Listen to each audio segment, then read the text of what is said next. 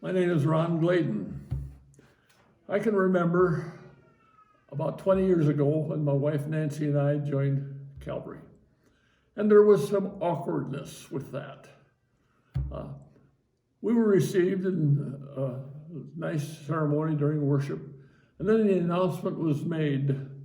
Now, will all the new members please meet in Hans's old office? Who was Hans? What is this about an old office? I don't know. No one told me, but we made inquiries. We found the office. We got the information. That was Sunday. Tuesday, I got a phone call. Ron, I hear that you've been active in stewardship. Would you be on our synod, on our Calvary stewardship committee? Oh, I said, well, yes, I would. When would we meet so that I can find out the other members? They said, well, you can meet whenever you want. You are the committee.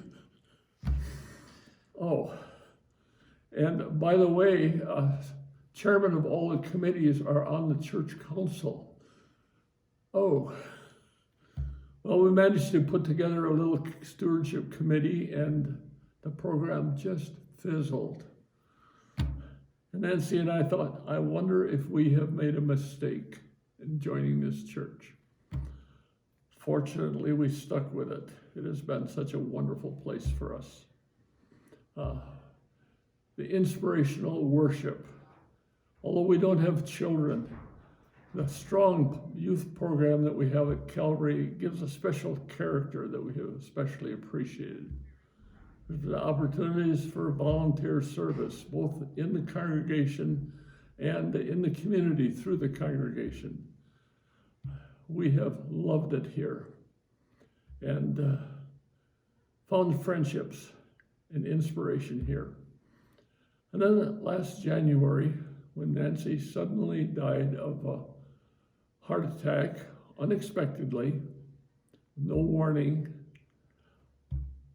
after 8 days of being unconscious in the intentional care unit at the hospital, this congregation carried us on their prayers. The whole pastoral team with Sue and others were just incredible supports to us in that time.